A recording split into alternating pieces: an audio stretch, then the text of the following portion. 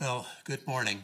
It is Friday, and we are together again for our poetry time. I'm Chaplain David Cobb, and I am delighted to be here with you today.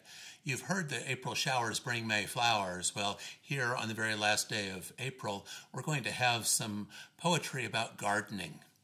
Some about flowers, some about other things that we might grow.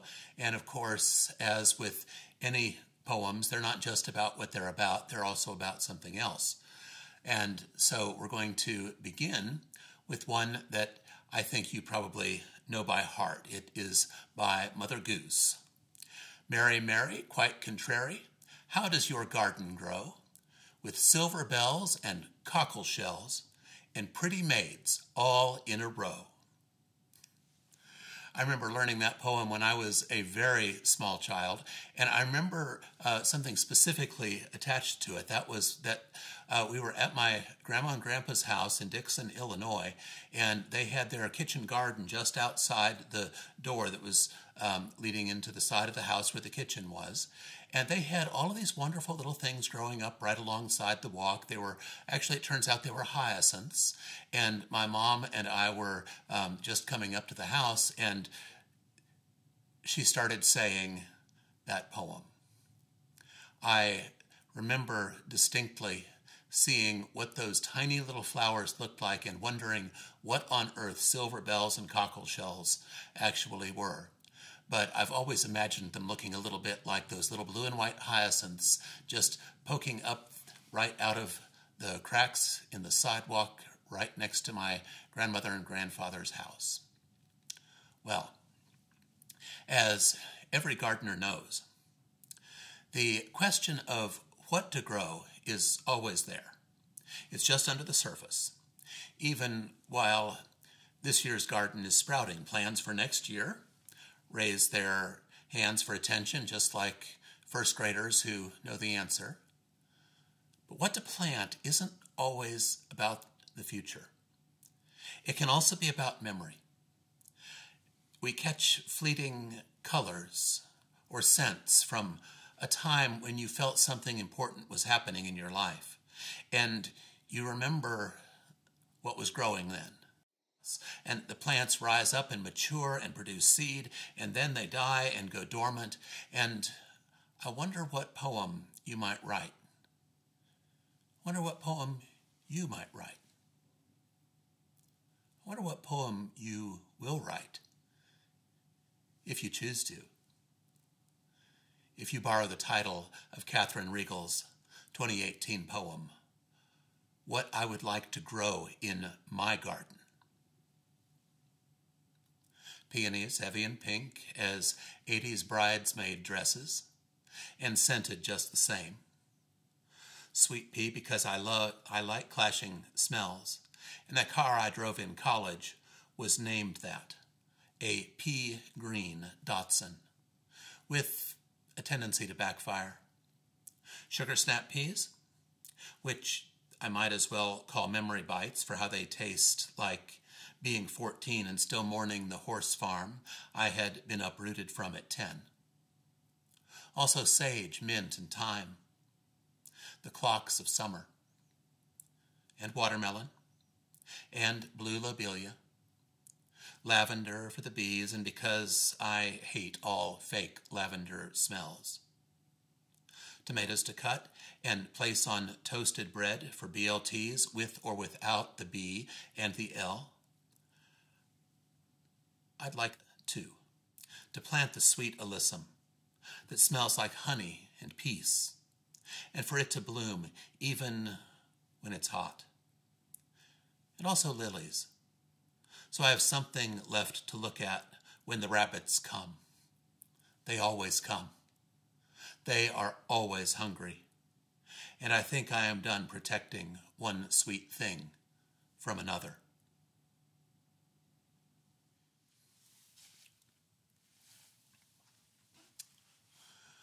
When anyone asks how I learned to cook, I like to say that I grew up in my mother's kitchen. She gave me the freedom to experiment with some things, the discipline to do others just so. But I was also, I realized, not just raised in her kitchen, I was raised in her garden. I remember, even as a very young child, planting rows and rows of radishes and carrots in the bed below the garage, nestled strawberry starters into the straw-covered bed by the tetherball pole, and carefully weeding in and around the lettuce, the carrots, the peas, the beans.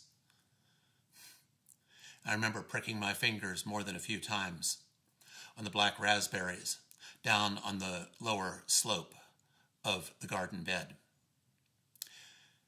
She taught me to use the lawnmower, my mother did, how to edge, and how to use the clippings to mulch the beds. Luther Hughes' mother is still living, and he offers this poem in honor of her, my mother, my mother.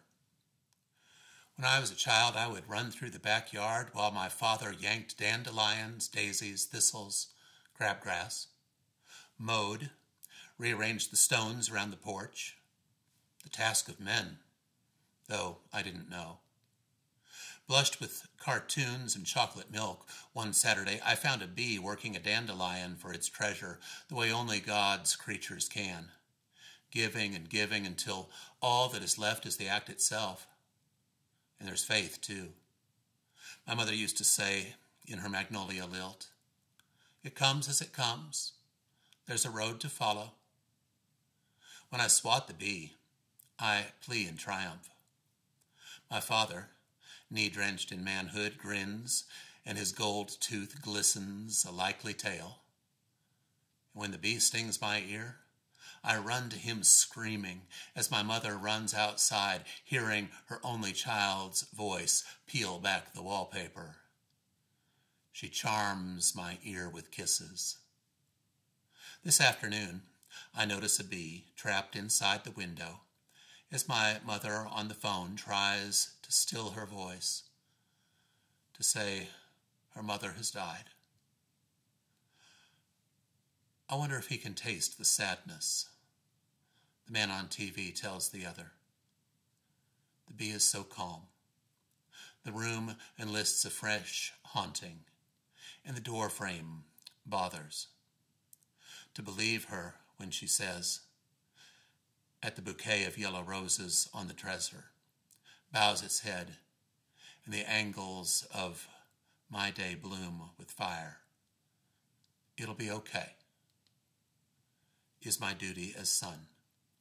My mother sits in the hospital in San Antonio, motherless. My mother is now a mother without the longest love she's ever known. My mother, who used to wake up before the slap of sunrise with my father to build new rooftops. My mother who wrote, "I pray you have a great day," on stupid notes tucked in my lunchbox. My mother, who told the white woman in Ross to apologize for bumping into me as I knocked over a rack of pantyhose. My mother, who cried in SeaTac Airport as I walked through customs. Yesing the woman who asks, is it his first time moving from home? My mother, who looks at me with glinted simper when the pastor spouts disobedient children. My mother, who was told at a young age she'd never give birth, barren as she were. My mother, what rises inside me? I imagine inside her, although I've never had a mother leave the earth. I've never been without love.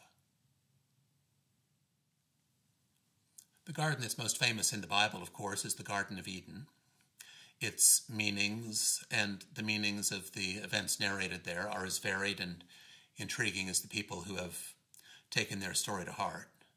Some, of course, dismiss it as a bit of practical nonsense or pre-critical fairy tale. Some see it as a fanciful story designed to deceive. But for others, and I think for most, it represents other things.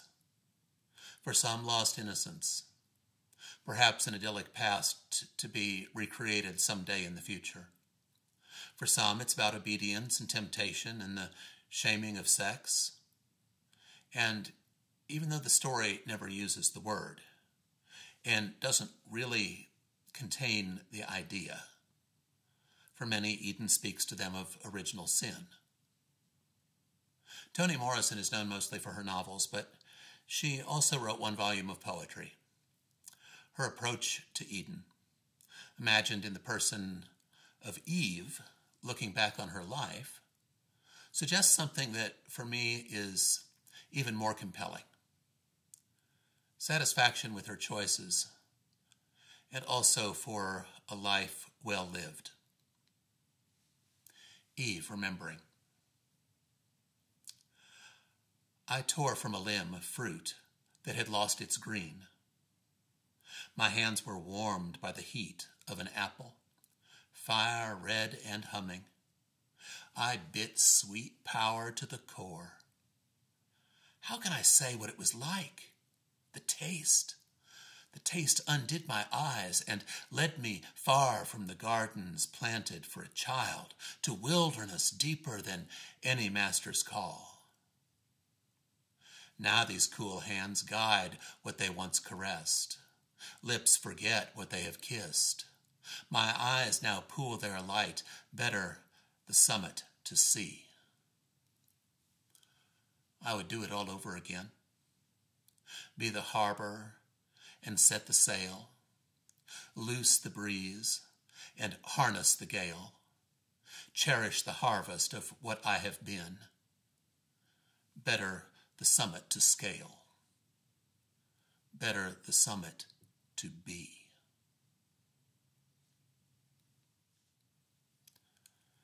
Often in garden poems, I find an underlying sense of order to the universe, or at least an attempt to bring order to the universe, a grounding in the way that things are, as well as a bit of wonder at the goodness that comes when so much around us is painful and wrong. Walt Whitman, as you may know, served as a nurse during the American Civil War. He saw his share of suffering and death, more than his share, actually. And in this poem, he marvels at the good that can come from the earth in which so much death has been buried. This compost.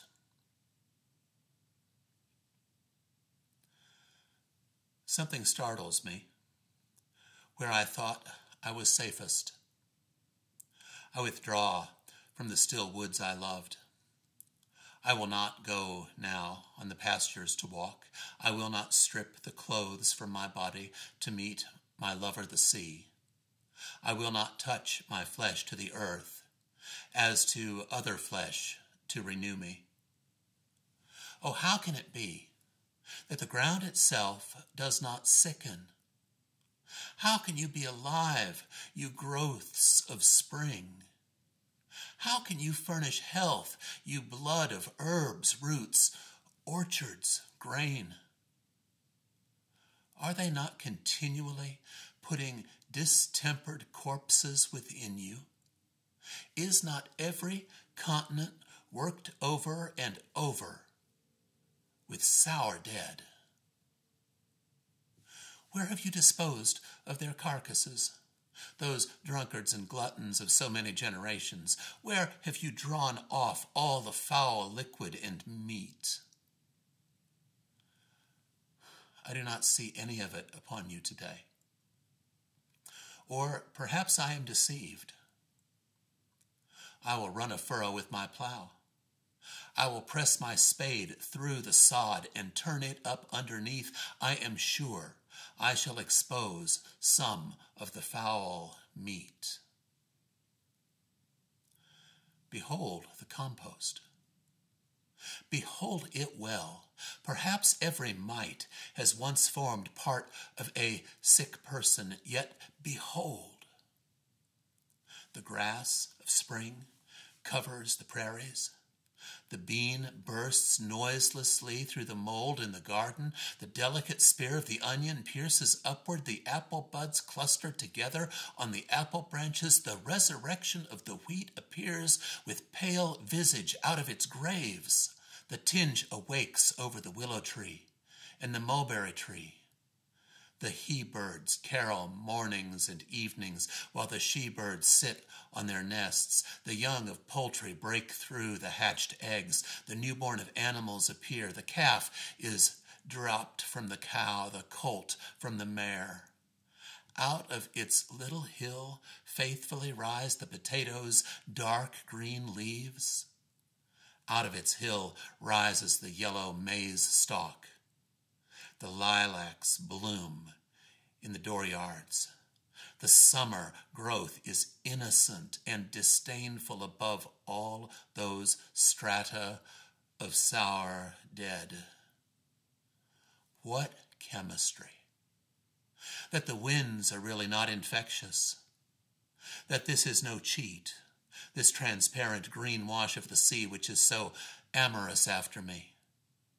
That it is safe to allow it to lick my naked body all over with its tongues, that it will not endanger me with the fevers that have deposited themselves in it, that all is clean forever and ever, that the cool drink from the well tastes so good, the blackberries are so flavorous and juicy, that the fruits of the apple orchard and the orange orchard, that melons, grapes, peaches, plums, will none of them poison me.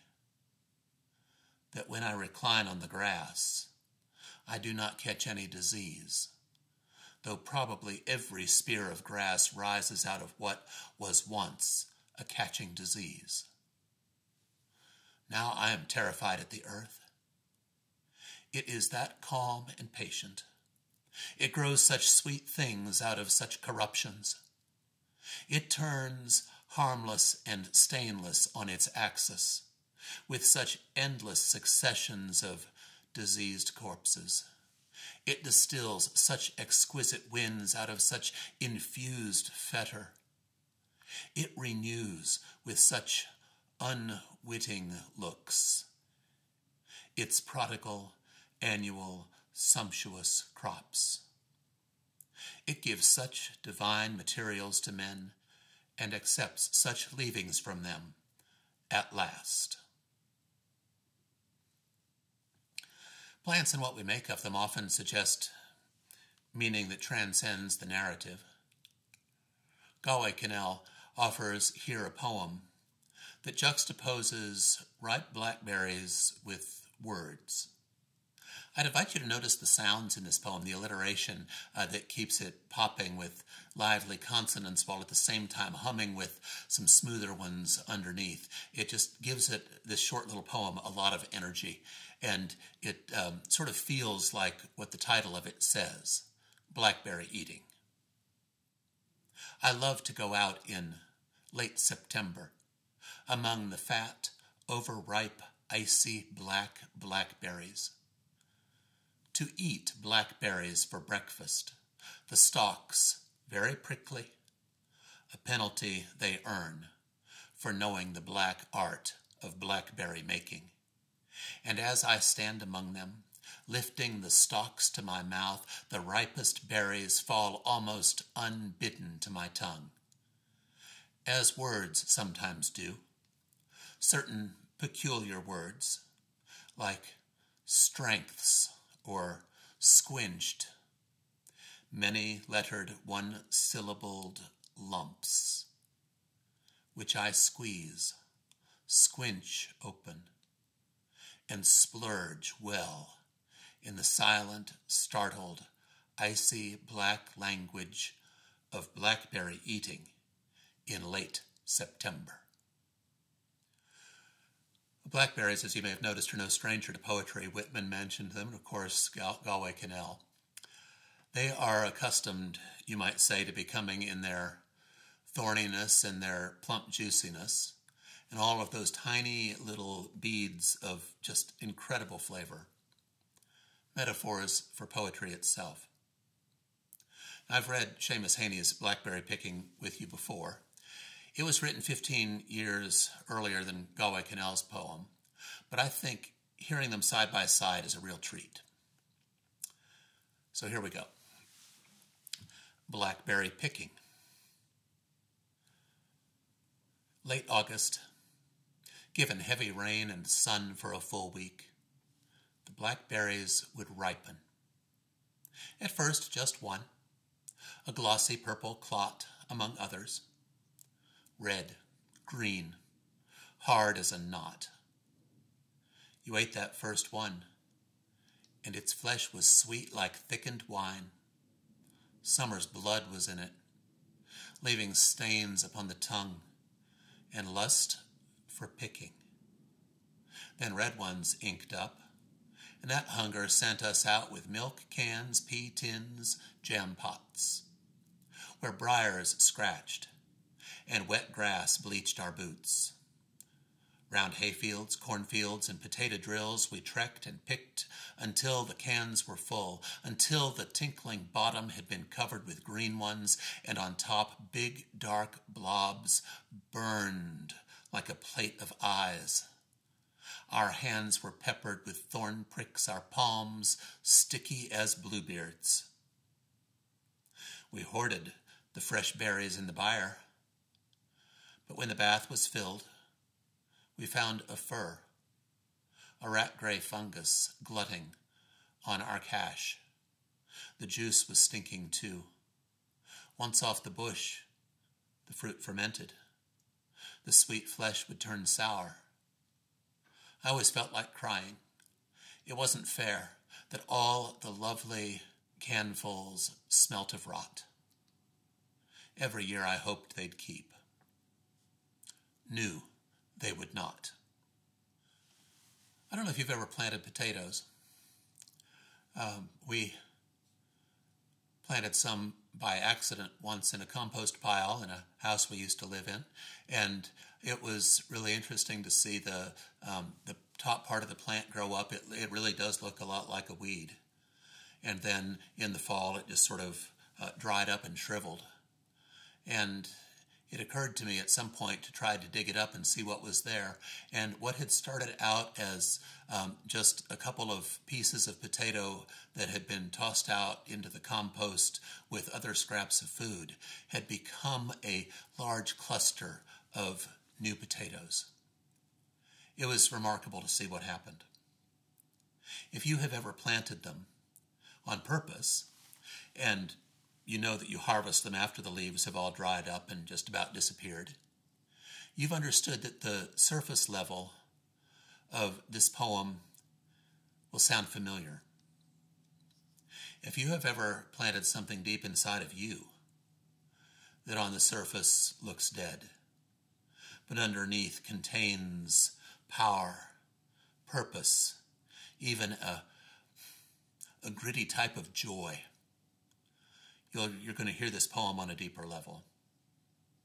Amy King invites us to face with utter honesty our own interior lives, because she's not only digging potatoes. The summer squash and snap beans gushed all August. Tomatoes in a steady splutter through September. But by October's last straggling days, almost everything in the garden was stripped, picked, decayed. A few dawdlers, some forgotten carrots, ornate with worm trail tracery, parsley parched, a patchy faded beige, the dead leaves of potato plants, defeated and panting, their shriveled, dingy tongues crumbling into the mud. You have to guess where. The leaves migrate to trick you. Pretend you're sure. Thrust the trowel straight in. Hear the steel strike stone. Hear the song of their collision. This land is littered with granite. Your blade emerges with a mob of them, tawny, freckled knobs, an earthworm curling over one like a tentacle. I always want to clean them with my tongue, to taste in this dark mud, in its sparkled scatter of mica and stone chips, its soft genealogy of birch bark and fiddleheads, something that means place, that says here, with all its crags and sticky pines, its silent, stubborn brambles. This is my wine tasting. It's there, in the potatoes. A sharp slice with a different blade imparts a little milky blood, and I can almost smell it. Ferns furling, barns rotting. Even after baking, I can almost taste the grit.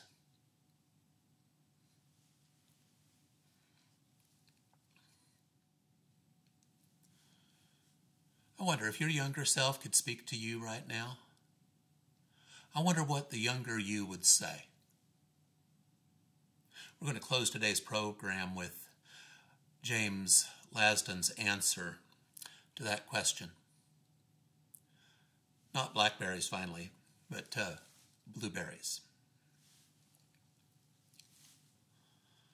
I'm talking to you, old man.